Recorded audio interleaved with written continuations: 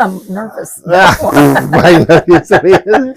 Well, I have got my friend here with me today. Davina Hieatt's here with me. And I know a lot of you know her. If you're in America, you know who she is. There's not many people that I knew when I was younger that are still alive for some reason. Okay. But you're still, I mean, I taught you in Sunday school. I remember that. And that was we had a big Sunday school class too. We did, yeah. That was really something. I mean, I think about 20 that. 20 or 30 people. Yeah, that's what I'm thinking. It was, that's all right. It's all right. It does that sometimes.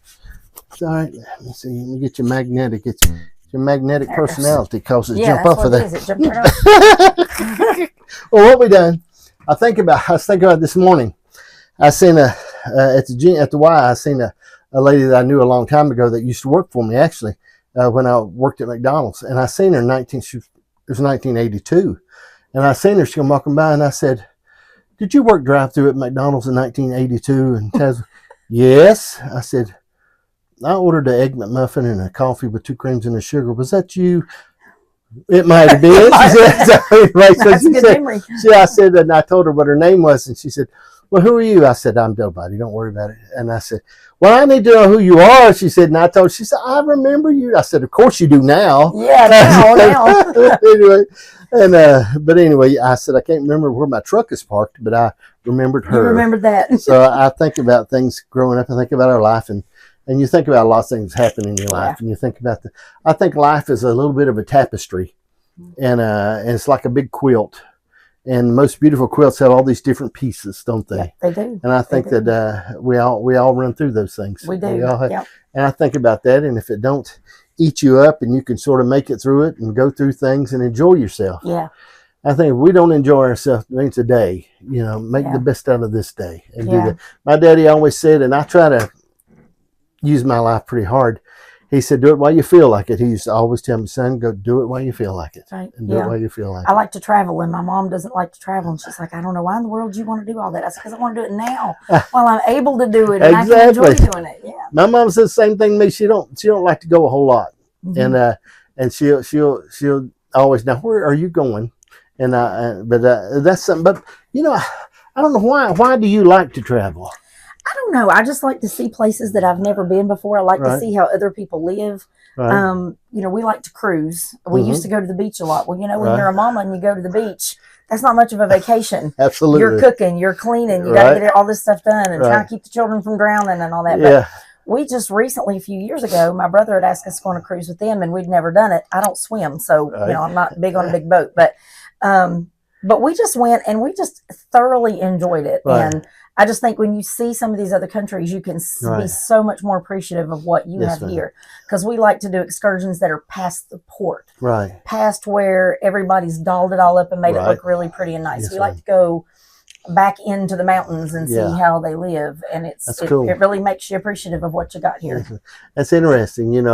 I don't know sometimes why we travel a lot. Janice and I, we put 50 gallons of water in that camper. We go in. We have both took cruises separately, but we've never taken one together. Oh, wow. It's really weird. And I mean, we took them, and the kids drive, all of our kids now go on cruises, and they love it. And they drive us crazy wanting us to go. But I don't know what it is now. I'm as happy sleeping at the Walmart in Florida as I would be. I mean, I just like that.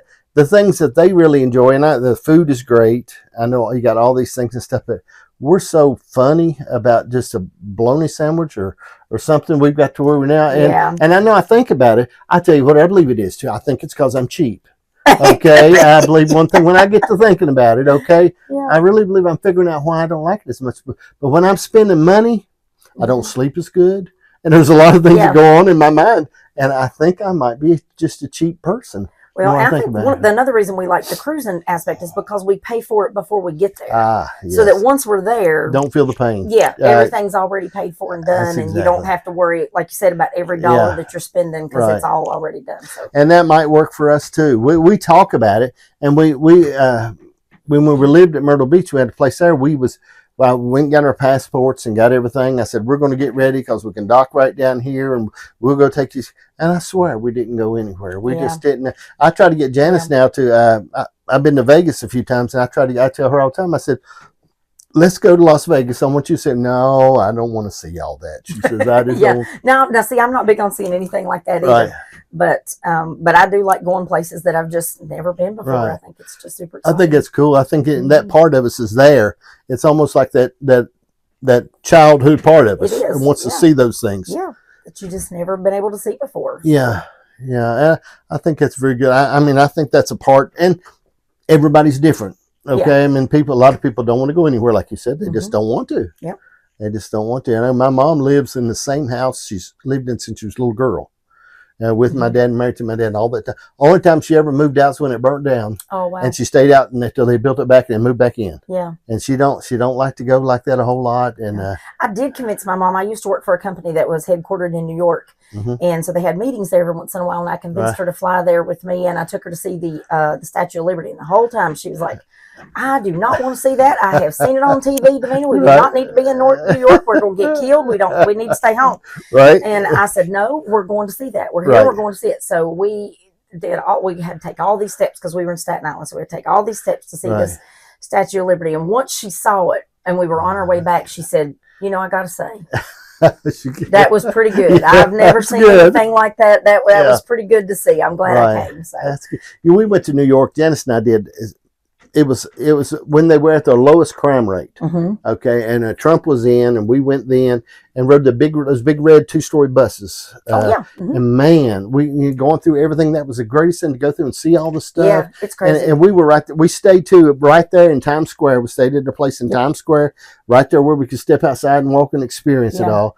And I don't want to go now. Yeah, that's me. We don't want to go. Brian and I have been a couple times too, just to vacation with some friends of ours, and I think that's another place that's super cool because when you live here in the Appalachian Mountains, it's totally different way of living up there.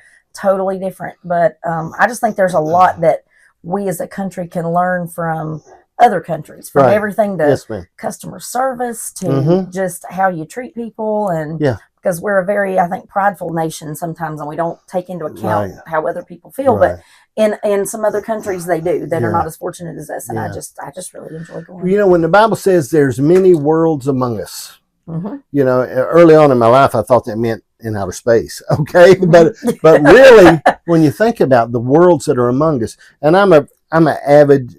I get most of my education from YouTube, I have to admit, and then I salt it with a little bit of TikTok. That's where I get my medical information from TikTok. Okay, my doctor told me, she said, I've got this wrote on your chart. I said, stay off the internet. Anyway, but I think of how these worlds are among us, and I watch a lot of things on the internet, watch places and how they live, and people, and I'm so great. I love it that we have a source where we can see those things. Yeah. And see it, man, how other people live. I watched one the other day. I was watching where, and I think it was in India. They showed this one big place in India where it might not have been in India, could have been in the Philippines, but they showed where prostitution was legal, and there were generations of these girls. As 9 years old, they started into prostitution, and people come in. It was like $1 a customer, and they showed them. It was heartbreaking to see those, but it was a way of life, and they showed their whole life. That they never thought nothing about it, and this was a world they never lived outside of. They don't know what's happening outside their doors. So to them, it's just perfectly normal, and it's sad. And and I've watched on TV when you have all these hurricanes that decimate Haiti and places like that, and we've been not to Haiti, but to the country right beside it. And when you see these little shacks that are literally put together with just pieces of tin, that's how they live. And it's literally, especially, we went to the Dominican Republic, and there was one street that had Major League Baseball players' mansions on it. And literally 2 streets over, the houses were put together with little pieces of tin that were rusted, and they didn't have windows or they didn't have doors. They were just open. And you're like, well, no wonder they have so much damage, because there's nothing to hold it up. Yeah, and it's heartbreaking. You see these things but what's funny about it? We think about it a lot. If you've never known anything else, what we will see sometimes is so bad is normal for them. Okay, and I think that happens a lot in life, in our lives. Yep. The things that we take as normal, when we see it outside and we see other people's life, and we see it we see things. That's like cooking, okay? In Mexico, and I worked at a lot of places in Mexico. I mean, to be right in the kitchen and chickens coming in and things going on, and there's just like it was nothing. Here, you wouldn't think, you know, you think, right. What in the world? Okay, but these worlds that we live in that are out here, and it's just totally different. Yeah, it is. It really is. Totally different. And then I think sometimes when we think about it, those worlds that are around us, they're a lot more peaceful. Okay, and it makes, you know, and they're peaceful, and what we think is really good. You know, I really believe in. I like simplicity, okay? And I think the simpler life can be sometimes the more you have, the more owns you. I don't know if you own that it or not. That is absolutely true. I mean, I think that the more we think, but to strive early on in your life, there's points you're trying to get this or get that or get this, and thinking, man, it's crazy. Yeah. It really is. The simpler is better. It is much better. Yeah. And Lawrence Hayes told me one time, he said, if something costs you your peace, it's way too expensive. Exactly. And I have really found that to be true. So, well, I believe you're always trading your money for time and your time, your time for money and your money for stuff. Yeah. Okay. You got to figure out how important that stuff is, because you're trading a part of your life you'll never get back. Yeah. You're trading that part of that time.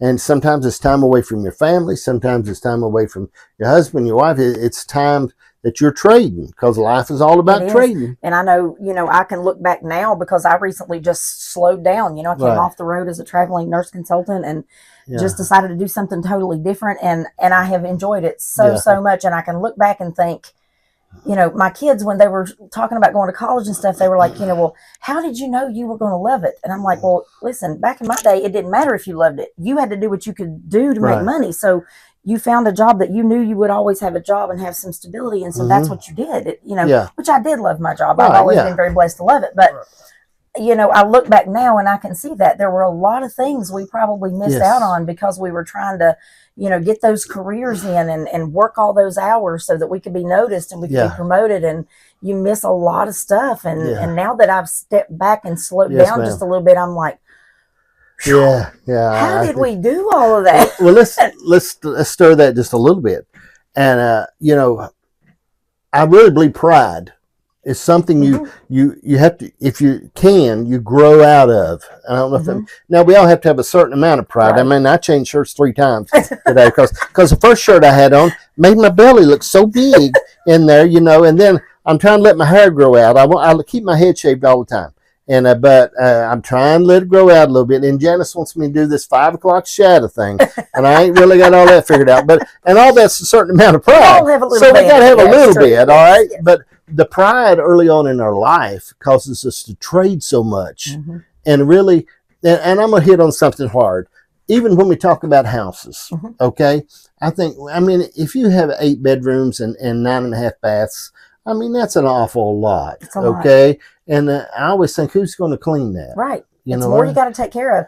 And which, you know, we had 4 bedrooms and a couple bathrooms. We had 3 boys. We had a lot of people coming over to spend the night. And, you know, just the other night I was sitting there with Brian and I said, we got all these bedrooms and all these bathrooms clean. And it's just me and you. There's no point to have this, you know, 2 acres to mow because we needed all this room for the kids to play. And now it's just stuff for us to mow. But you still try to hang on to it because you're like, well, you know, you got to leave something for these kids when you're gone, you know, the home place. But it's a lot of work for stuff that you really don't need. You know, they live a lot happier in other places sometimes because they just don't need all of the things that we have to have. So I think the happiest we ever been when we downsized.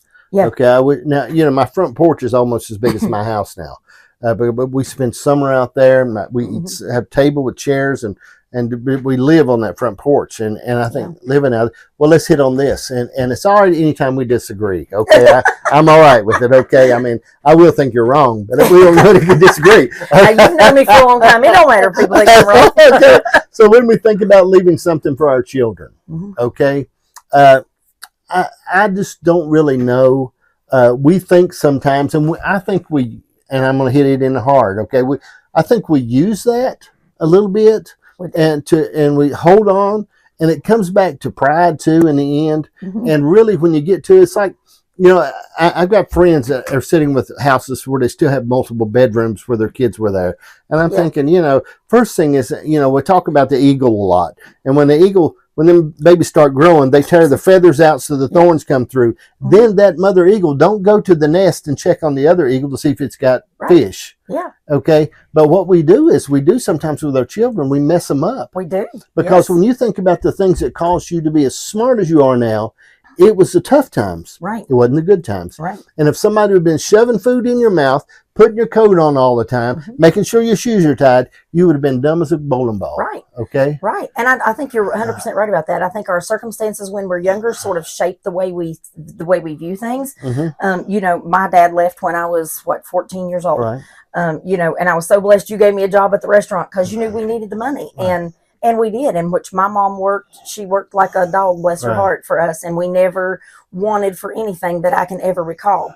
But I in my head now, I'm just like, well, I've got to give my kids this, and I got to give them this, and I got to give them this, and I got to give them this. And they've never asked me for anything. Right. But in my head, I'm like, you know, well, I need to do this for them, and I need to do this for them because I don't want them to have to, you know, try very hard for things. And which, you know, I don't want that to sound like I had to scrape, and we didn't. I mean, we made it fine. But you don't want your kids to have to sometimes go through the same thing that you went through.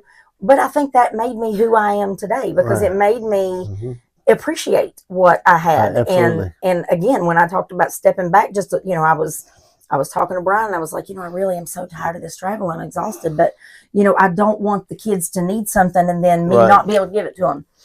But then I thought, crazy. You know, they need to know what it's like to get stuff. You know, shoot, they don't need everything handed to them on a silver platter. But and like how can you do it? They never asked me for anything.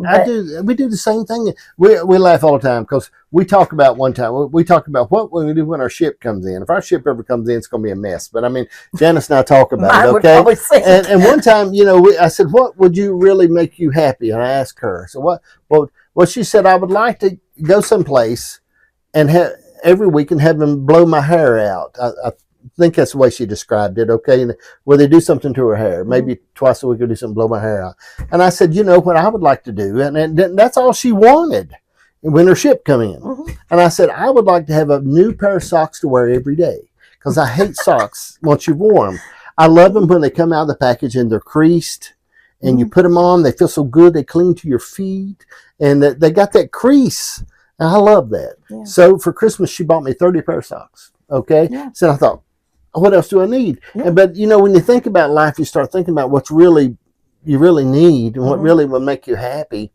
And I think sometimes with our kids, it's our heart and we want to do stuff. Okay. And we think, and I don't know if we can ever grip that. And I thought about this. You think about this one. I studied one time for a year on nothing but God the Father. Okay. On nothing but God the Father, being my Father. And you think about in your life, the way you want to do for your kids, how much more that He wants to do for you. Yes. And you think about things in our life. I think about my life, the things that I probably missed. And I'm not talking about old junk. I mean, I've got more junk now than I can store. But I think about in my life, the peace and the things that God maybe wanted to arrange in my life that I messed up. Yeah. I do too. And I think that He's, you know, like I'm coming to see now, you know, He doesn't always want to hand everything to us on a silver platter. Right. Sometimes we've got to work for it and we've got to want it and to do it on our own. You know, He won't force us to do anything. Right. But sometimes He wants us to take that step to Him, not just sit back and say, well, the Lord didn't do it. So I guess it wasn't, you know, His will for me to do it. And I think you're a prime example of that. I think that you do step out and try to do things a lot that the Lord is leading you to do, and you take that step toward Him. And I think that He's been very faithful to you in that. And He's blessed me, and you know, I'm happy. I look at my life, and He could knock me in the head tomorrow, and you know, I enjoy it, and I enjoy people. I mean, the big thing I enjoy is people. I mean, I get all kinds of business deals that come and things that come. I said I don't want to take away from time with people. Right. Okay. And I like to be able to choose the people I'm around too. Right. And I know it's hard in a lot of jobs you have. It is. Being able to choose the people. And that part of my life, I've got friends that sometimes are working with ding-dongs that don't want to and the things that make them unhappy. And I'm thinking, man, I'm so glad. I think, every morning I get to go, my grandson and I go to the Y together. I pick him up at his house and we go to the Y and we walk together and work out together. And I'm thinking, how much more rich could I be? Yeah. And we eat dinner. Most of my family, we eat dinner together sometimes twice a week. We cook and eat dinner in the house, and they're noisy and everything's going. And shoot, I mean, well, and I, I was telling you the other day that I had something that happened that just tore me all to pieces, and I was just in not a great state. I was very sad, very heartbroken, and I don't get like that very often. Right. You know, I'm a pretty strong person. Right. I don't let things get to me too bad, but it just hit me like a ton of bricks, and I was just heartbroken. And I just thought, I was just sitting there thinking, Lord, why do you let this stuff happen? Why do you let this stuff happen? And then I thought, you have to be the most selfish human on the planet. You're sitting there worrying about something that crazy, just like the Lord has let something horrible happen to you. Right. But you have been so blessed throughout your whole entire life. I still have my mom. I had my grandparents until my grandmother just died 2 years ago. So, I've had my grandparents, and I'm 50 years old, so I've had them for a long time. My children are healthy. Right. My husband is healthy. We've had a great life. And I'm like you, if I fall over dead tomorrow, I've had a great life. Right. And I had to just sort of take myself up and say, you need to stop, because you're just being a little bit dramatic. You need to stop right now. That's beautiful. Got a hold of myself, because I think you have to really think about what's really important in life and what's not. And sometimes we just put things to the forefront that we think in our minds are so important. And at the end of the day, they're really just not. And most of the time, the thing you fear the most never happens. There's things that sometimes in our life that we get afraid is going to happen. We're afraid this is going to happen. And I don't know. And it's a life. I enjoy life. I enjoy if I'll be cooking supper after a while, and I can't wait to put some chicken thighs in there, and I do some stuff in broccoli, and I enjoy doing stuff, and I have fun. Janice and I do, and I got programs that we watch on TV. I mean, we have to make sure we're ready to watch this show. And we enjoy ourselves, and so we can just sit and watch. Yeah, and then we talked about the other night. We was talking about, and I said, honey, if I could think of somewhere we wanted to go this weekend, and because we do all summer long, we got things that we do when the weather's where we want it. But I said I put 50 gallon in there of water, and we take off and go do it. Yeah. And I said, that's so good to be able to do those things. It is. And I appreciate it. And I know. Well, when we talk about growing up, okay, what are some things that you stand out in your life that have molded you growing up? When we talk about just growing up as a girl, and from back in your life, in your mind. I think probably first and foremost would have been when my dad left us. That was a life-changing event, of course, for us. But I think what molded me the most about that was not him leaving. It was how my mother handled that situation and how she pulled herself up by the bootstraps. And I know there had to be days that she was just completely broken. Right. But she never showed that to us. She worked night shift. And I'm sure she didn't enjoy the job that my mother was a very quiet, little person. She worked at the jail. They were so good to her, though. Sheriff Bill Osborne hired her back at that time. And Lord, I forgot about him. Yeah, he did. He hired her. Actually, my dad worked for him. And when he found out what, was going on with my dad, he actually let my dad go. And he went to my mom and said, I know that you're going to need a job to help take care of those kids, and I've got an opening for you. And I can see the Lord's hand in that, because she retired from that job 30 years later as the captain of that facility. That's beautiful. And, the Lord allowed, and she's, got a good pension now, and the Lord just took care of her through that whole entire thing. And I'm sure there were days that weren't easy. But that showed me what you do in life. You don't let things like that just get you down and you just lay in a bed and wait to die. You have things to do. There's things to do in the world. There's things that the Lord has for you to do. And you just go and you do them. And I think that really molded me a lot with that. And the things that she didn't say. Yeah. Okay. You ever think about that in life? There were times I can remember that I would just be so angry with my dad. I would come home and I would just say some really hurtful things. I do remember you being angry. Yes, I was very angry. I was like, I wouldn't care if he got hit by a bus, really. And now that he's passed away, I do feel bad about those things at this point. But my mom would literally, she would just about take a switch to me. She was like, don't ever let me hear that come out of your mouth again. That is your daddy, and you do not say stuff like that. You need to be praying for him.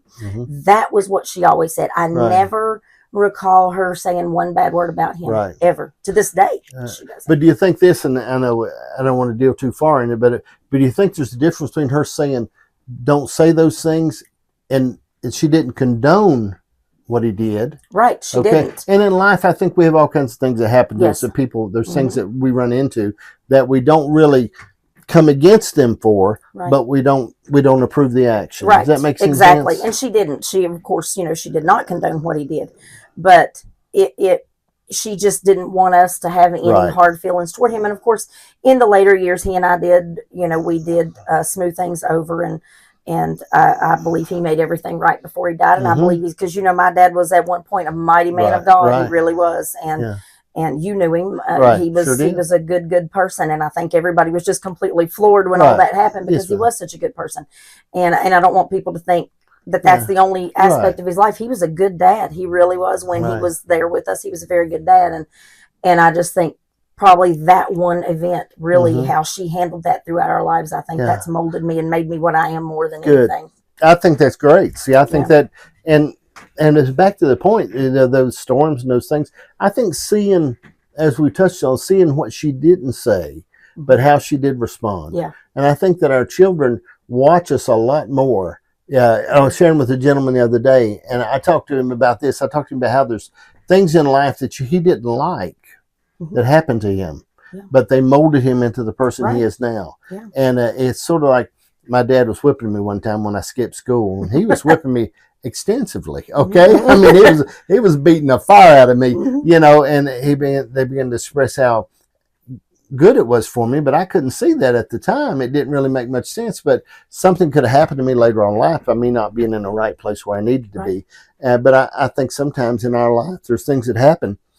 I believe, let me share this, and this is something I share with a lot, that I believe there's people that actually do things to you bad that don't want to do things to you. Right. Okay? And I relate this back to Pharaoh and Moses. When God told Moses, I want you to go down to Pharaoh and tell him, let my people go, and this is what's going to happen. And oh, by the way, Moses, when you get there, I'm going to make Pharaoh not listen to you. Yeah. Well, I mean, that's a bit of a bummer, ain't it? Okay. So, but because God had to get his children out there, and he knew they didn't want to go. And I believe the Red Sea had nothing to do with Pharaoh's army. It had everything to do with the children of Israel, keep them from going back. Same with the pillar of fire and the wilderness. But I think in your life, there's people maybe have done some things to you that didn't want to do those things to you. Right. And we get upset at them. Yeah. For example, when I was teaching Sunday school, okay, we got a new pastor there. And Brother Day, who I loved, was leaving and going. And when I walked in one morning downstairs at the church, and it was okay. But he met me and said, "Are you JohnDash?" And I said, "Yes, sir." And he said, "We don't need you here anymore." And he told me to leave. Okay. I never knew that. Yeah. And it's all right because I think he's dead now too.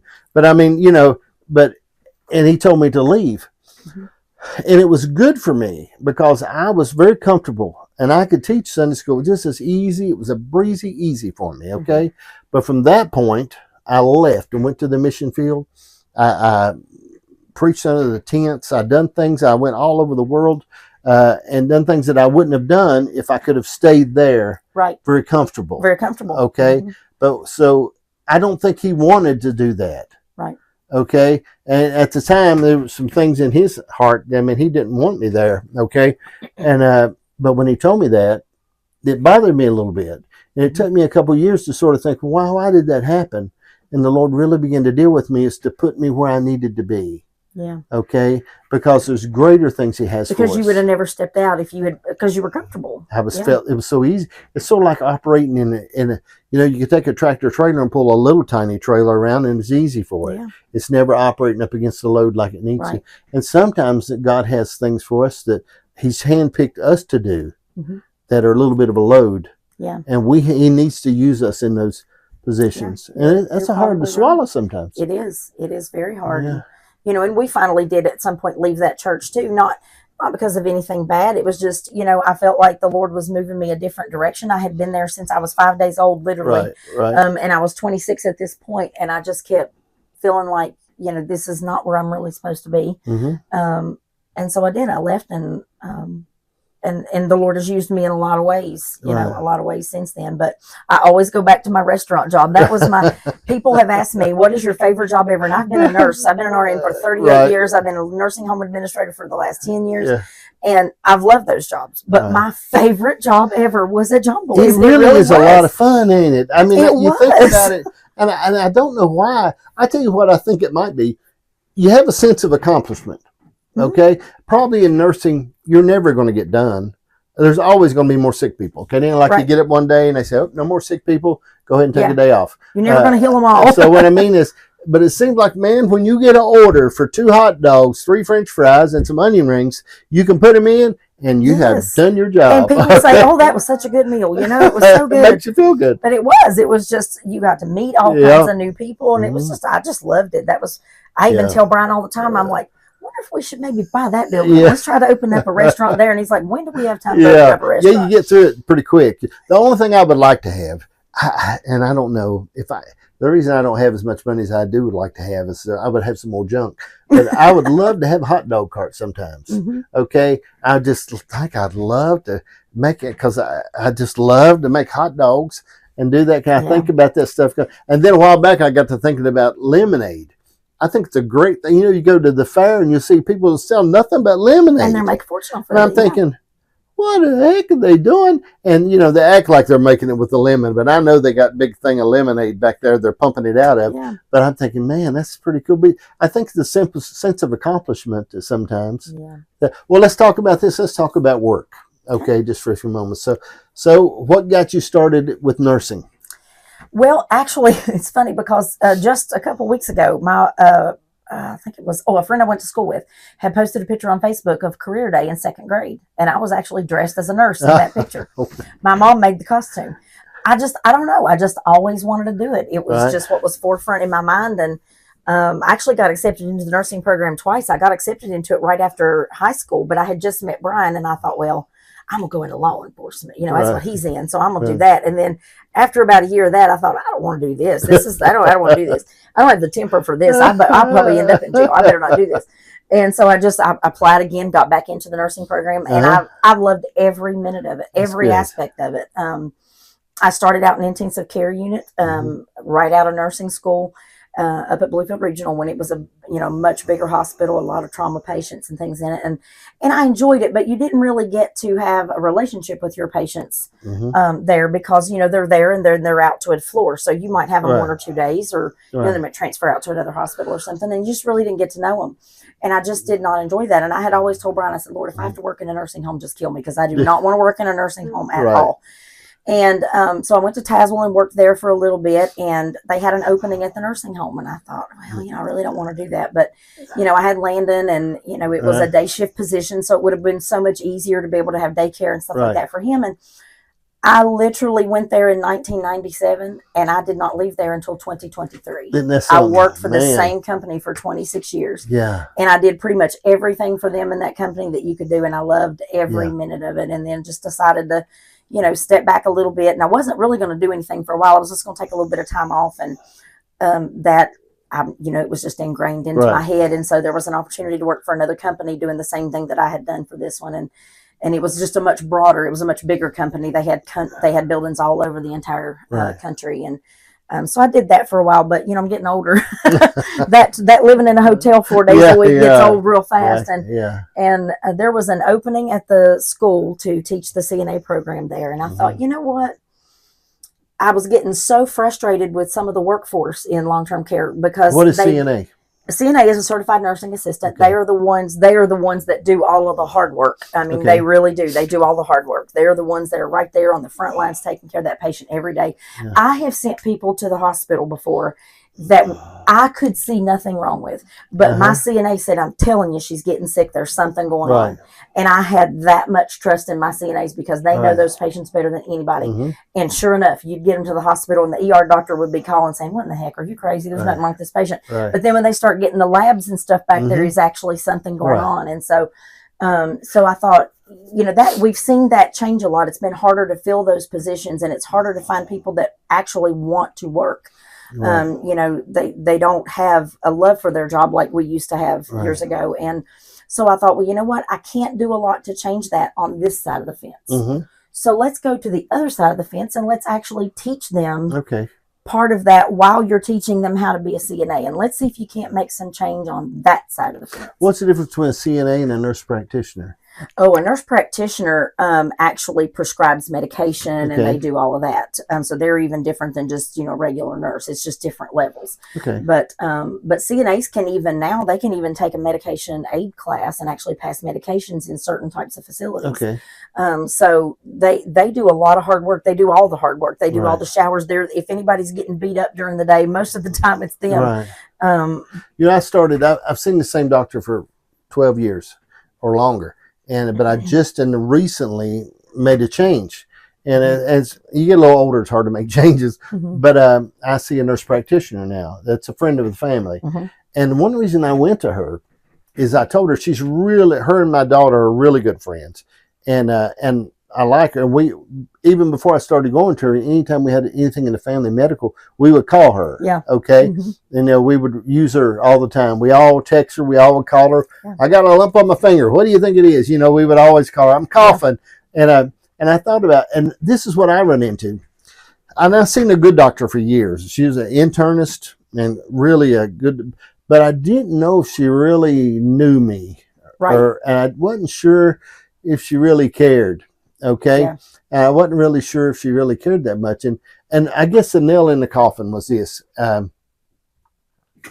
had a trouble with my Medicare and my hospitalization. One said one was a primary. One said this one was a primary. The other said this one was a primary. So they got to arguing backwards and forwards. When I knew who was supposed to be the primary. So they didn't pay the bill where I made the hospital visit. So I left out and went on my normal time to schedule. When I got there, they said, well, she can't see you today because we don't have your bill straightened out, which I knew everybody's got to make money. Don't get me wrong. I'm not having a problem with that. I know that. But I thought, well, now, what if I was sick? You know, I got to thinking about that. What if I was bad? Yeah, what if, and you're telling me, I mean, it ain't like I'm going to leave town over a couple $100 for this visit. And I thought to myself, well, and it's another one of them situations I believe the Lord was pushing me in this situation to do what I needed to do. But when I changed over to this nurse practitioner, she really is good with me. She's better than any doctor I've ever had. Yeah, and I think that is something that we see a lot. It's not that doctors don't want to be caring, but they're not the ones that are there all day long. You know, they come in and make their rounds or see you in the office and then you leave. But when you're in a hospital or when you're in a nursing home, the nurses and the CNAs are the ones that are there building that relationship with you. They know you better than anybody. And I think that's why nurse practitioners are so successful. And there's been such an explosion of them, is that people know that they're going to be taken care of. Because that person is going to build a relationship with them. I just really, and she like went through all my tests with me and my test results. And because I've got type 2 diabetes, and she went go through it with me and my options and what to do and things with others. And you know, that really, and this is the thing too, she is really good friends with my daughter, and she knows if she lets something happen to me, she's going to be in trouble. She's going to be in trouble, yes. I mean, my daughter's pretty mean. She'd probably beat her up. She might. You know, it's all, so she said, you know, she don't want to let anything happen to me. She said, I know that I've got a lot of pressure here. But I mean, I really, and at this point in my life, when I'm 65, I really try to make sure I watch things. I'm going in for an echocardiogram now, but I try to watch things and look at things and because I don't want to get up one day and say, because I've had family in my life, I know that have had different high blood and sugar and have things, but never took care of it. And it just leads to more problems it's later going on. To, man. Your everything just snowballs. It does. That stuff. And it's crazy sometimes too, because you'll get this medication to fix this thing, but this medication causes this to mess up. And so it's a balancing act to try to figure out. But and I think people are just used to calling nurses and talking to nurses, because I know my whole career, you know, people call me and say, hey, I got this rash. Can I send you a picture of this? And tell me what you think it is. And we're just used to being able to do that. And I think doctors would love to be able to spend more time with patients. But I think the way insurance DRGs and things are, they really just can't. They've got to do this one, and then they've got to try to go to this one, and they've got to try to get to this one. And I think they do the best they can. Yeah, it's hard to do. It's just different. But, nurses are there with you 12 hours for a shift, and so they're there with you the whole time. Yeah. And it's just easier for them to build a relationship. I was on the Ozempic for we didn't have nothing for losing weight, but I was on it. It didn't make a bit of difference as far as that's concerned. But but I was on it for a while, and but I didn't like it. It really hurt me. It didn't help me at all. It hurt me a lot. Mm-hmm. And but I was talking to a friend of mine. I had another friend that had been on it for a year or so, and he was in awful shape. I mean, his arms, little old tiny arms, and it looked like he'd lost all this muscle mass, and he'd got so he'd really scrawny. And I thought, and I was talking to the doctor the other day about it, and they said, well, he probably is not exercising, not doing this, not doing that. I thought, well, no, he doesn't exercise. He don't do anything. He just, his thumb's real strong from the remote control, but other than that, he don't do anything. And I think, and so, but I study on things a lot, okay, because I think, and I'm glad that I can, because a lot of people can't study on what's going on in their health, but I research the fire out of stuff and look at it. And a big thing I've been studying on is talking about muscle mass versus health, and how you got to have some muscle mass. And they talked about people with for cancer and all these things, that they relate back. The more muscle mass you have, the least likely with cancer and different things like that. And I thought it makes a lot of sense. It's muscle mass. And it talked about your thighs. Okay, your thighs and the muscle mass in your thighs and things like that, and that makes sense, because that's where most of your strength comes from, is actually from your thighs. Proper body mechanics is bending your legs, lifting with your legs, and keeping those legs so strong. So that makes sense. Yeah, and if you can squat down and get back up, okay. I mean, what I try is I try in the morning, and I do a lot. I just squat, I hold on to something. And I do squats and try to do that. And man, when I do 10, I can tell. Okay. Yeah. And just, I think that's a big thing, to be able to do something. If you don't, I've invested in so much, but as the time I went for years, I didn't invest in myself. Yeah. Okay. And this part of me and my health. And I don't like it. Okay, I do not like working out. I do not like exercising. My wife loves it.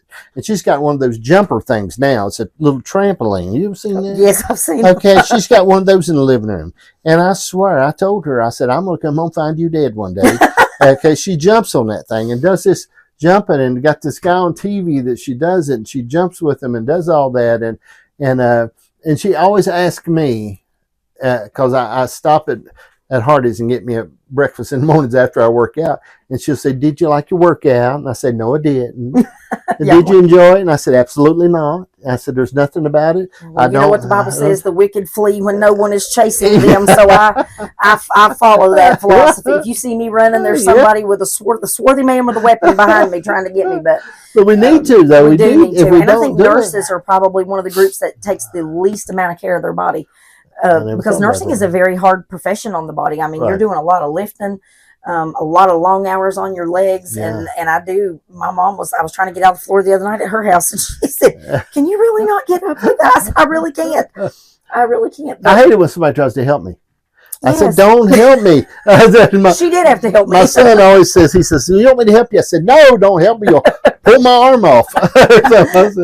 But nurses really don't. I mean, you try to treat yourself, and you try to diagnose yourself, and you really don't treat yourself the way you should. I missed a thyroid condition for a very long time because, I wasn't paying attention to what my body was saying to me. So I think that's, you have to. All right. When we talk about health, we have to invest in ourselves. Yes. We really do. And I think when we talk about nursing, like you're doing, it takes a special type of heart to do that. Yeah. Okay. You have to love it. I've always said it's a calling. It's not just a job. It's something that I think not everybody can do.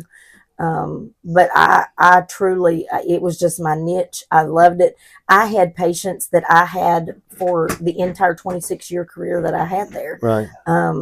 And so you just fell in love with them, and then when you leave them, you miss them. Yes, ma'am. And you wonder how they're doing. And then when you see that one of them's passed away, you're just like, oh my goodness, I'm so sad. But I think that there's things that I enjoy doing that drive other people crazy. I mean, I got things I'm real detailed about when it comes to, and I've done the COVID summit for a big group in Israel from right here in Tazewell. There's a lot of things like that. And it was very hectic and very tedious. And there's things that when the truckers were on strike up in Canada, I handled all their production work and done all of it, that stuff.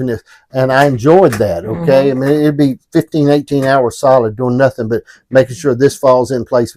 But I enjoyed that and like that. And there's different things that you like. Yeah. That when you find that niche and you enjoy what you, and I found now this point in my life though, and I went through a little season of trying to figure out what I really enjoyed. And I've talked about that, what I'm passionate about, because I couldn't find anything I was passionate about. You go through different phases in life, and I think you should have something you're passionate about.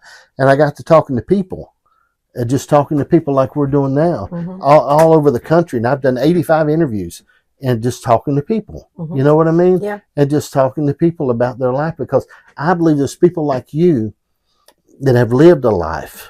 Okay, and have information that you can't get anywhere else. And if people watching would take just a little bit of that and lay that over top of their life and use it as a blueprint and say, hey, you know what I mean? I can make it through this. I can make it through my father leaving my mother. Or, you know what I mean? Or I can make it through my mother leaving my father. I can make it through this part of my life, and I can make it. Yeah. You know what I mean? And, nursing homes, people don't realize this, but long-term care is actually the most heavily regulated industry in healthcare that there is. You wouldn't even believe the regulations, in which I could spit those out like this. I know I'm like that. But you can work as hard as you want to work. But I think if you don't trust in the Lord to help you make the decisions that need to be made, or that you don't trust in Him to help you know which way to go, I don't know that anybody would be terribly successful if you don't put some faith in Him. I know we used to, my team could tell you, we literally would go around and anoint doors and pray over the people in that room. We would go as a team. I had a couple of friends of mine that I worked with that would literally walk the building 7 times every morning and pray over that building as they walked it, because that's what the Lord had led them to do. We would bring the charts to the front and pray over those charts. And Lord, if there's anything that's happening with these patients that we don't know about or we have missed, please bring it to light and let us know, so that we can do the best that we can possibly do for these people. And I think there's a lot of careers that people miss out on that because they don't think that the Lord is interested in that kind of thing, or what they're doing every day, or what their work is every day. But I think He is. I think if it's important to us, it's important to Him, and we need to trust Him in that. And that's I hope that I have instilled that in the people that worked with me through the years. And I still do that with the kids at school. Lord, let me say something today that will help one of them do something in their life that they may be at a rough spot or a patch that they need a word. Let them remember something that I've said, or something that I've done, or a story that I've told them that they can pull from. And I just think if we don't have that in our lives, we're not really going to be successful with anything. I agree with you. I think this, I heard someone say the other day, if you have 8 broke friends in your life, you're probably going to be the 9th. Yeah. Okay. And I think it's important the people that are around us, we be so careful. And I know with you and you work and meet a lot of people. Okay. And just in your life, you and your husband in your life. And you just got to watch, though, for a moment. You have to watch the people around you too. That doesn't mean we don't reach out to those everybody, but you have to watch your life sometimes, because you can surround yourself with people that will allow you to make excuses. Yeah. And once that happens, you're just, there's good reasons always to be a failure. Yeah. I never wanted to surround myself with yes people. Right. I wanted people, which, and I'm a pretty formidable person. I mean, I'll fight you if I think, I'm right, or die trying. But I wanted people who weren't afraid to look at me and say, wait a minute, I don't know that we need to do that, because sometimes I would rush head first into things and I'm like, well, I'm just going to do this right here. But I had people who were close enough and good enough to me that would say, let's think about that before we do it. Let's just talk before we talk it through before we do it.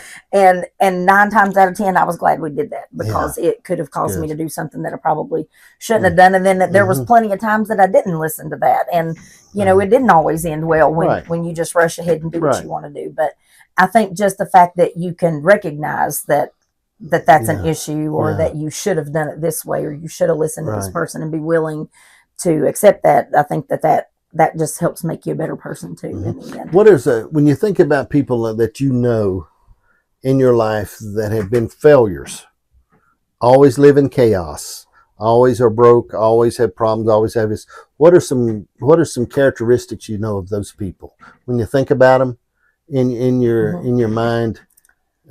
I think mostly when I've seen people like that do not do well in things, I think that they try to do everything on their own, and they don't trust anybody else. Exactly. They don't want to. They want to surround themselves with people who just say whatever they want to hear. Right. And I think that you're never going to be successful that way because you're not perfect. Nobody's perfect.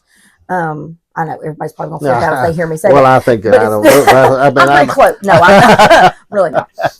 But I think that you can't surround yourself with those type of people. You have to surround yourself with people who are willing to push you to be a better person. So you think it's the people that don't take advice? Yes, I do. I think that's a lot of it. They don't take criticism very well. And I say that because sometimes I don't either. Right.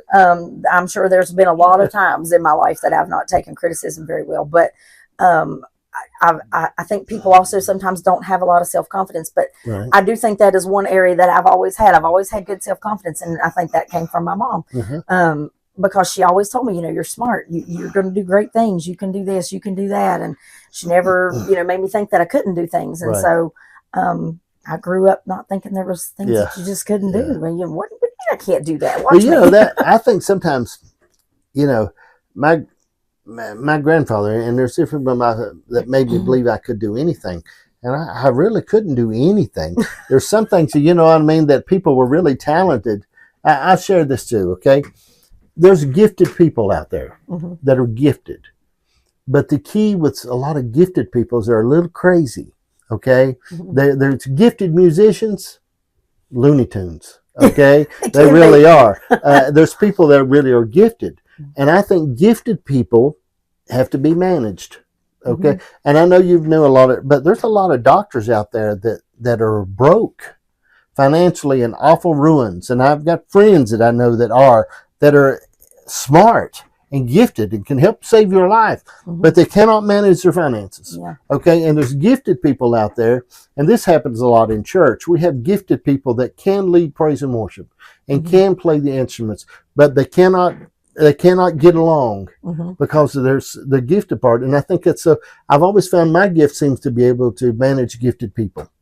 Okay. Because they have to be managed. And that means you got to take advice. And you got to ask. My mom and I have argued before about, she'll say, why are you asking me? You're just going to do what you want to do anyway. I said, yes, but I don't know what I want to do. That's why I'm asking. And I think in life, there's sometimes we have to say, I found a common thread is like you shared, people that never ask for advice. And then they do it and say, what do you think? It's too late. It's too late. You know what I mean? And I was thinking, people love to tell you, give you advice if you'll just ask them. Talk to them. And they're smart people. And the Lord gives people the ability to think differently than you do. If we were all the same, then it would be a very boring world. And so I just tried to surround myself with good people. I tried to surround myself with people that also trusted in the Lord because I wanted that circle. And I feel like in my mind, I feel like I had a very successful career. And sometimes now when I come home in the evenings, because now I teach school, and I'm like, oh my God, what am I supposed to do? Oh, I have to clean the house now. I'm here 4 nights a week. I've got to clean. I have to wash the dishes. I have to unload the dishwasher. Oh my gosh! But it's different. But it's. I'm happy in a good way because it's just not all of the stress and people calling me. Well, Lord have mercy, the patient just ordered a knife off Amazon and stabbed himself in the stomach, and I'm like, oh my God, okay. Don't you think that was funny that how we. And we share at times in our life that I don't know, we stress ourselves, we put ourselves in positions. And I'm glad there's people like that. I mean, I've got friends that are really good at the stressful situations, okay? And you can call it sorriness, but I don't want to do some of that stuff. I really don't want to carry the load I've carried in the past. And I don't either now at this point in my life. I enjoyed it. I loved being the one that everybody called and, hey, this is happening. What do I need to do? And sometimes I would even, after it was over, would sit back and think, how did you even really know what to do with all of that? Because it would just spit out. Here it is. This is what I would do. and I would sit back and think, where did that come from? Yeah. But it had to come from the Lord, because I'm not that smart in my own sense. So he had to give me those answers to know what to do. And I can look back through my career and see him in so many aspects of it. It's just, I look back on it now, and beautiful. And I'm amazed at it. But I love this job. It's so much different than anything I've ever done.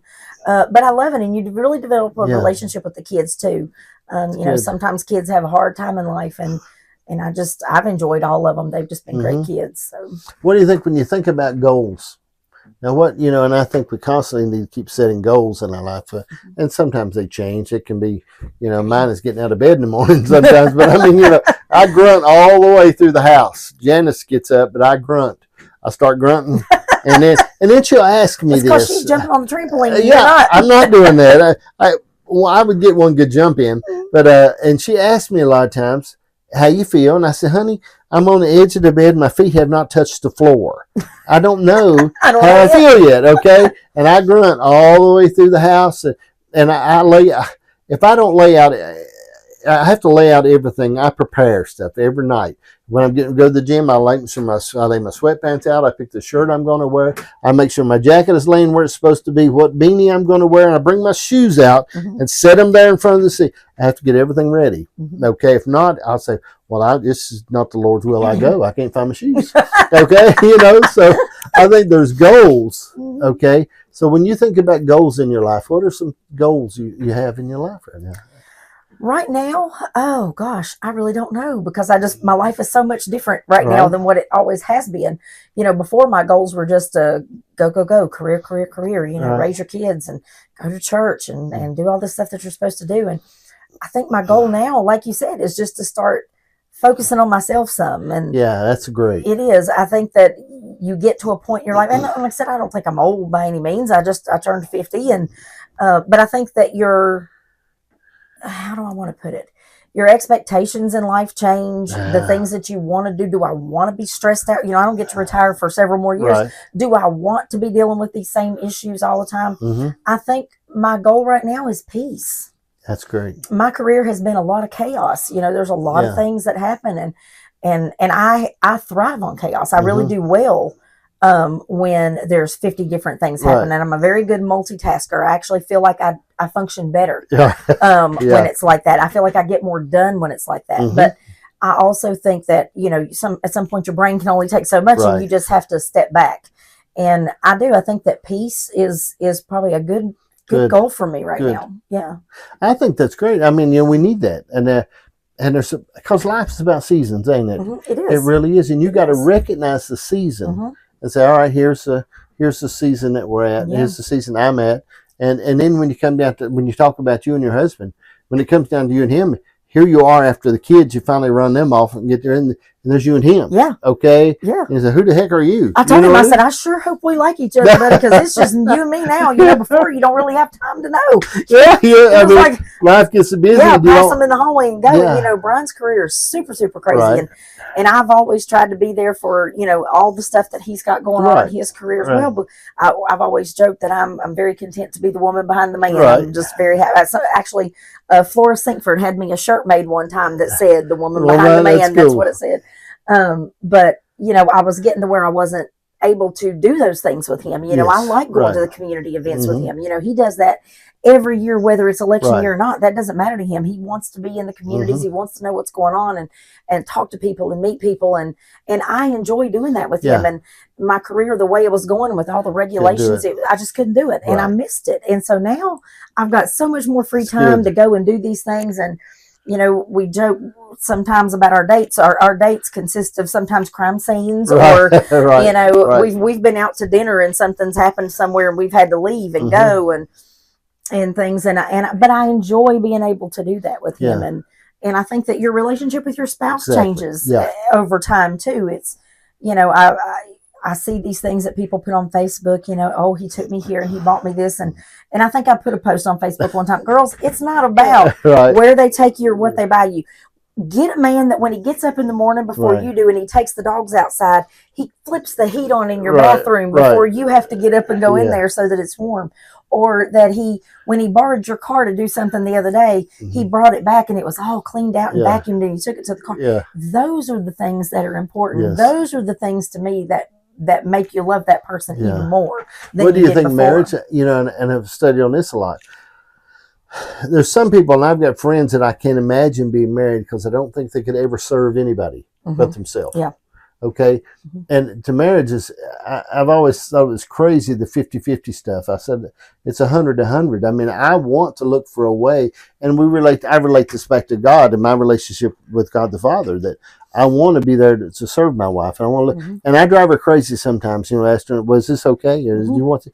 Don't ask me. I said, well, what do you want this? And do you want that? And I think that to serve each other, and it makes a happy marriage when we're not there. And listen, I'm glad when I see two crazy people wind up together because that saves a lot of problems. Because I talk to a lot of people that have been married several times, and to get them to the point they're at now. So I mean, to be there to serve each other, to give rather than waiting to have to give to you. Yeah. Makes I always think different. Dr. Phil owes me money because he stole my phrase, because I've always said, you should get up every day and say, what can I do to make his life better? Or what can I do to make her life better? Right. Not what can they do for me? Because you do for them and then they automatically want to do for you. Absolutely. I have been so blessed with him. I always said that I always hoped I found a husband like my grandfather, because honestly, my feet never touched snow. Right. Growing up, I never got in a cold car. Right. I don't know. He would drive me to work at John Boy's. I could drive, but he would drive me and pick me up because he would rather drive me and pick me up than have to worry about me driving. Right. So I always said, I hope I find somebody like that. Great. And I have to say, I got one. One. I've always liked him, and we don't want to make it all about him. Okay, he's a good fella. I know we don't want to brag on him too much. Okay, but he's a good man, and he's always been so kind to me and to my family, and he really has. And he's kind. That's the thing about him. He is kind to everybody. Right. He really is. I'm the one that you have to watch sometimes because I'll take your head off every once in a while. You mess with my babies, I'm liable to tear you up, but. He's always been the yin to my yang. We've always just been really, he's calm, and I'm the one that's a lot more high-spirited. But we've always been able to mesh. We don't argue. We don't fight. My wife and I don't argue, and I got friends. I got people that love to argue. Friends that I know, man, just seem like and I'm glad they find each other. But I mean, we just don't. I kid her a lot of times, and I'll say something to her, and she gets so mad when I say, we don't fight as much as we used to. She'll say, I hate it when you say that. She'll say, I said, see right there, you want to fight. Yeah, I said, but I think because here's what I look at. I think respect. Okay, I wouldn't. I can't think of how you can make me be mean to you. So why would I be mean to her? Right. But I think too, when we do, and my problem is I sound a little gruff sometimes. And I was expressing my opinion to a guy the other day, and I sounded a little gruff as I began to share with him, and I apologize. I said, I apologize if I sound gruff. I don't mean to sound gruff, but I do a little bit. And then if I'm dealing with my family, I have to make sure because people that love you, you can say something even in a small way, and it has a greater effect on them. Just like people that love us, that we loved, can say something to us, and it has a more of effect than a stranger saying it to you. And I shared it today. I said I can come drive through a Hardee's, and the girl can say, "Here, stupid, take your food," and it won't really affect me a whole lot. I think, I hope they got somebody different tomorrow. But if somebody I love says it to me, it kills you. It's like, that breaks my heart. Yeah. You know what I mean? But I think that point of serving each other in marriage and being there for each other, it makes it over the long run. But there's a different thing now when there is you and him, and you sort of got these. I always see it as this point in marriage early on when you're having babies, and that woman's having all them babies. The man's got a little buffer zone. Okay, because my wife wasn't really fooling with me, and I was all right. I could do what I want. Right. I could go on because she got these babies occupying her, and it kept me out of a lot of things I didn't have to be responsible for. Yeah. And so, I mean, but then after the babies all sort of get gone, there's me and her. Yeah. And then we have to make sure that we stay on too. And it's really learning each other all over again, I think, because you do. You have a little bit different relationship when all the kids are there and everything. Right. And, you know, we've had an empty nest for about, 4 years now, I guess. Right. And it was just, you know, it was just different because we were used to, he's going to work and I'm home, you know, after work trying to deal with the kids, or else I'm on a trip and he's home dealing with kids. And, and now we're just sitting there. Like, what do we do? I told him the other day, I said, I got to find you a hobby. I have learned to crochet. I'm sitting here crocheting and you are just sitting there staring at the wall watching television. We got to find something for you to do, a puzzle or something. You got to find something. But we'll be married 32 years in October. Oh, that's great. Oh, my wife and I have been married 42 years. I still introduce her as my first wife. I said, somebody said, why? I said, well, I don't want her to take it for granted that, you know, her spot is secure. Well, he tells everybody that he's been married twice, because we actually, on our 10-year anniversary, went and had our vows renewed, and we were going to do that every 10 years. But, you know, then life happens and you just get busy, and we didn't get to do that. But my wife tries to talk me into that stuff all the time about renewing our vows. I said, only if we get legally divorced. And really, you know, make sure. Do it all over again.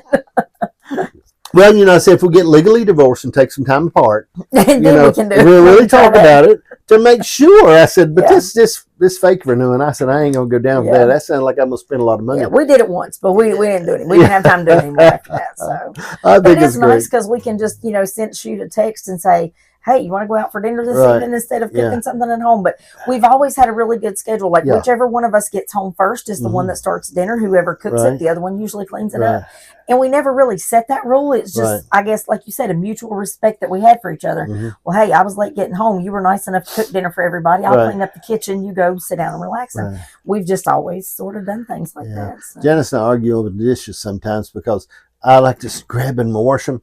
You know, and she'll want to wash them. Because I cook and she does the dishes, and I'll try to do them in between, and she does them. She'll do them while I'm cooking. You know, she's washing the pot. She's trying to get ahead of me. You know, and we do that a lot. But you know, I don't know. I enjoy it, and I think enjoying each other, and because you know, when my dad passed away, it's been 2 years now. I mean, him and Mom was together, you know, forever, and ever since she was 15. And I think, you know, and it's a big thing to lose somebody you're with. It's not easy. I know it's not easy. You have to go on, keep living. But I mean, it's got to be hard. There's a big point there because you think about it, man. That part of your life, and it's not a simple thing to lose a husband or a wife. No. I don't know how people go through some of those things. Well, let's talk about, and in closing, let's talk about your health. I mean, how are you health-wise? What are you? Good. Like I said, I did have a little bit of a thyroid issue, probably about 8-9 years ago, I guess. Had to have my thyroid removed. Right. But, you know, like I said, missed a lot of warning signs through the years. Thought I was having an anxiety problem. I couldn't swallow at night when I went to bed. And so I would get up at night and eat, but so I could convince myself that I could swallow. And I said, Lord, Brian, I think I'm losing my mind. You know, I can't swallow at nighttime. It's probably anxiety or something like that. But I actually had a benign mass on the thyroid that they had to remove. And I have a little bit of a permanent hoarseness because of that, which I've kind of struggled with because, you know, I'm a singer. I've sung my whole entire life and can't sing like I used to. Maybe a smoker's voice. Like a smoker's voice. It's kind of raspy. You have to go to singing blues or something. Yeah, well, and I can sing, you know, 1 or 2 songs, but after that, I'm just kind of worn out and I can't do it anymore. But otherwise, very healthy. Good. Lord's been good to me. Good. Yeah. It's important, and you should know more than the rest of us. I mean, the things that you got to watch and things you take care of and things you do those things. And I think that's important. Yeah, it is. And, you know, the thyroid manages everything in your body, so you have to watch a lot of things after that. You know, I do take blood pressure medicine, but it's because of the thyroid is not there, you know, to regulate it anymore. But, you know, as far as feeling, I feel great. If you had to give people out there some advice on their health, what would you say is important? What do they need to really do? I think you need to listen to your body, number one, because your body tells you a whole lot of things if you're listening. If you're not listening, you miss it. And I think as busy as we all are now, we don't listen to our body like we should. But it sends you a whole lot of warning signals that a lot of people ignore. But I think, I really just think that's a lot of it. I think that you have to use your brain. You know, you can't eat sugar, and then be shocked when the doctor says you have diabetes. But don't you think sugar, I don't have much problem with meth and the oxy and stuff, but the sugar, man, Okay, I mean the sugar is tough because it is. I love it everywhere. Okay, it is. I mean it's everywhere. I mean I really I try to stay on it, you know, and watch myself and really watch but sugar, I think is really it's addictive. It is, and you know, I've never really cared much for sweets. I've never been a sweet eater. I'm a red meat kind of girl. Right. You give me a hamburger, I'm a happy girl. But as I get older, I'm noticing that I crave sweets a whole lot more than I ever have in my life. But I think a lot of it. I think is self-discipline on our own parts. Yeah, you know? I don't like that. Yeah, I don't like self-discipline. I'm not good at it. They'll put me in a box and tie my hands. I mean, if I got cookies, I'm going to eat them. Yeah, and the biggest way not to. I had a guy one time. He's talking about he's having trouble wanting to stop smoking. I said, let me tell you the first step. I said, I'm going to help you a lot. First thing, don't buy them. Just bum them. Mm-hmm. Smoke all you can bum, and other people will help you. Yes. I said, they'll help you stop smoking. And I think the discipline part of that is hard on things. And I try to, I don't know. And I have to watch. I have to make sure I do eat. I don't get hungry sometimes, but I have to make sure I eat something in the middle of the day, and because I get a little ragged if I don't. But I mean, you have to watch on health, and so I think so. Like you're saying, is listening to your body, and don't be afraid to go to the doctor. Yes, okay. Don't. And like I said, that's hard for me to say because I'm a nurse. And like I said, we don't go to doctors, but you have to make time to take care of yourself, and you need to do that when you're younger because 9 times out of 10, if you wait till you're older to start getting all these things fixed, the damage is already done. Exactly. You know, I have a young girl that I know that's a type 1 diabetic, and she doesn't eat the way she should. And I'm like, you're going to pay for that years down the road. And, but I do. I think going to the doctor, making sure that you keep up with your checkups, you really, all of those screening things that they have out there now. We have so many tools available to us now in the healthcare industry that you can head so many things off before it gets that bad. That I think that's probably what we all could be better at. Oh, what about these dogs that detect sugar? I know, isn't that crazy? All right, let me tell you what I had an experience that happened to me one time. It's when we were at Myrtle Beach, and I really wasn't seeing a doctor about anything like that, okay? But anyway, I'd ate a lot of junk that day because I was driving 6 hours up the road, and I'm driving back up in time for my grandson for his play. And so when I sit down, this young boy that my grandson went to school with had one of those dogs that stayed with him all day because he's diabetic, and that dog could tell when the sugar's off. Well, I sit down in front of him. Now, when I did, I had another friend of the family that is a diabetic. It has the pump inside, okay? And he was all, anyway, the dog started cutting the shine. So they said, maybe it's a little boy, but they checked his sugar and it was okay. Then my other buddy who has the pump inside checked his sugar. He said, no, it's okay. And they said, why is this dog doing this? And I was sitting right in front of him. It was probably that dog was picking up. It's a scent, especially with diabetes. Now that is a lot of how they work with diabetes because you can smell like a fruity smell from people that have diabetes.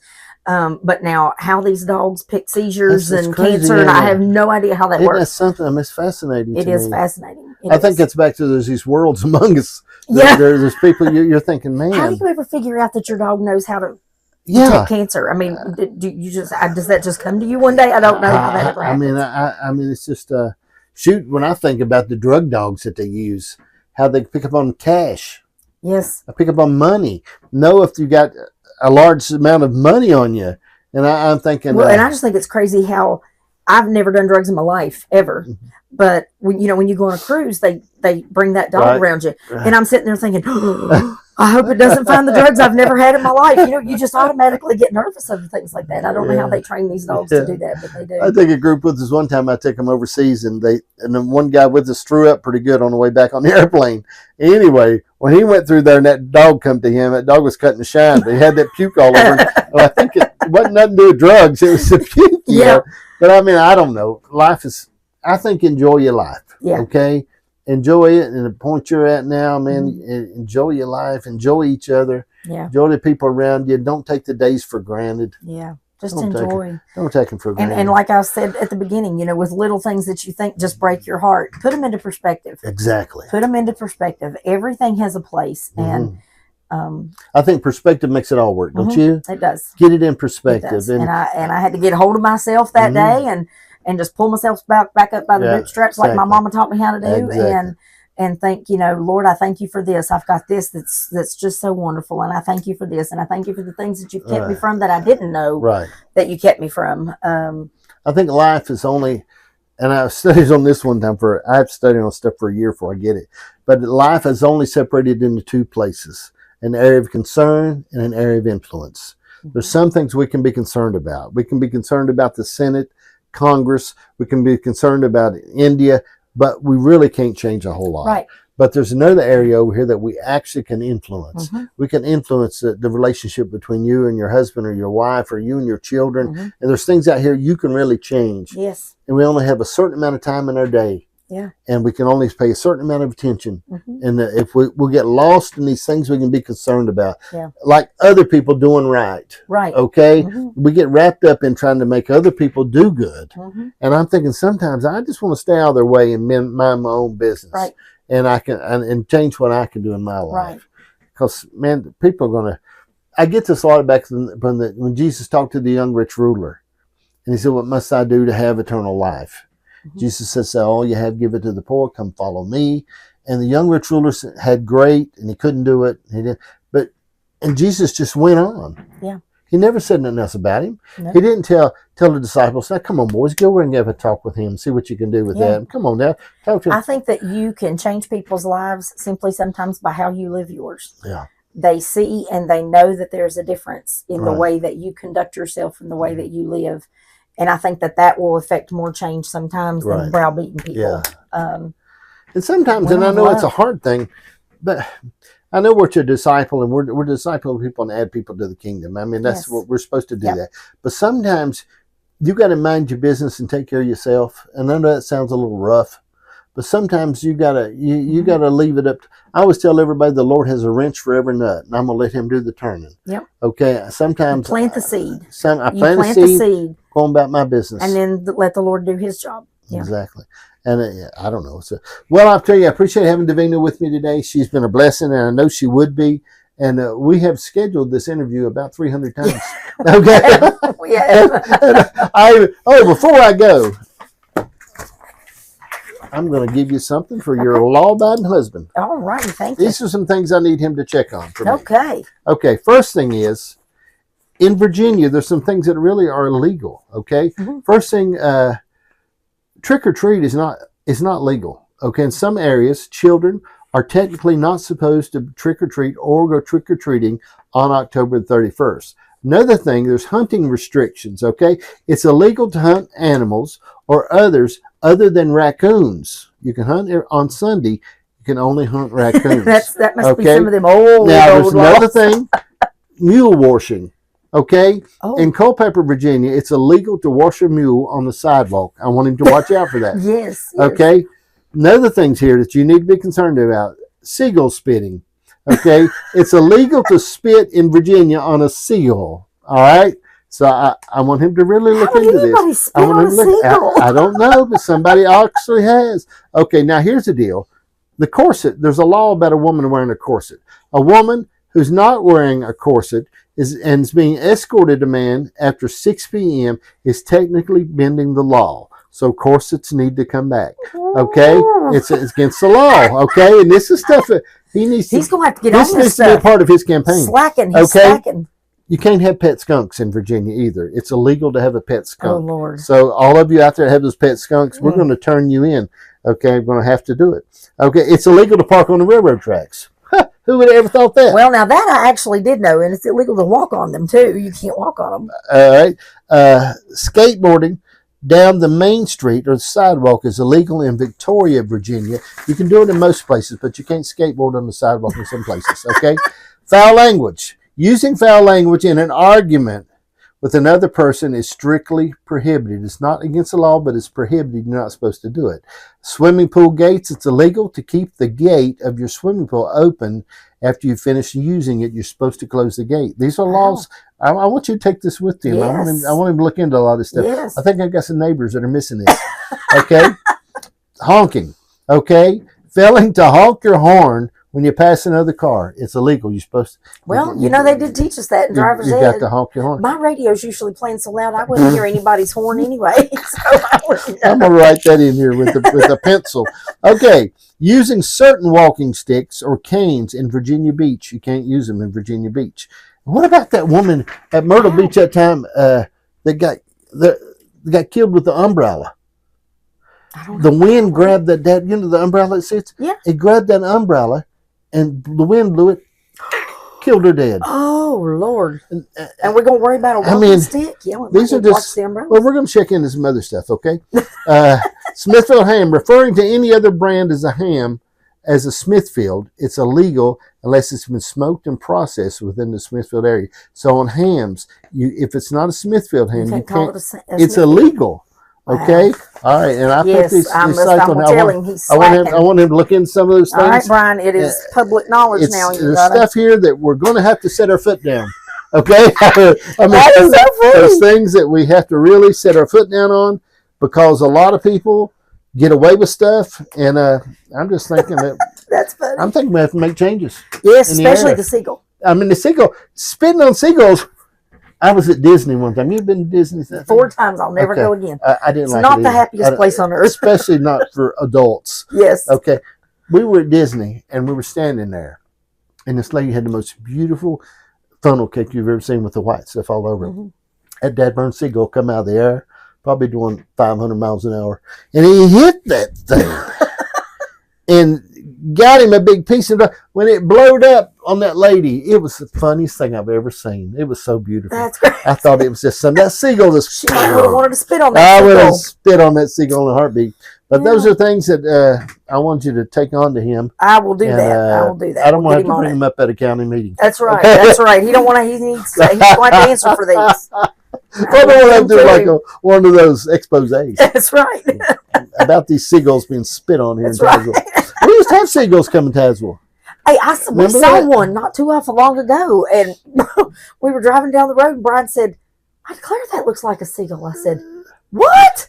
Over here? But I believe it was, and we saw a crane not too awful long ago, too, which I know we do have those here, but not real frequent. But these seagulls will come right up there behind where Advance Auto is now. And when McDonald's there, they come up there, man, all them seagulls would come in up there. It's crazy. We used to have a lot of turkeys. We have a lot of turkeys down here. Yes, I passed I don't know what you call them, a herd or whatever they're called, but a whole bunch of them down there the other day on Fairgrounds Road. Yeah, as long as if you got a place, the foxes, the only thing that will get them as they go along. I seen the other day I watched this thing where this business this guy's got now where he rents chickens. He'll come to your house and he'll bring a chicken coop in and set it up. Furnishes the food and the chickens, and you rent them from him. And he always furnishes the food and brings in the chickens. Like for us, $500, he sets up the coop, sets everything up for me.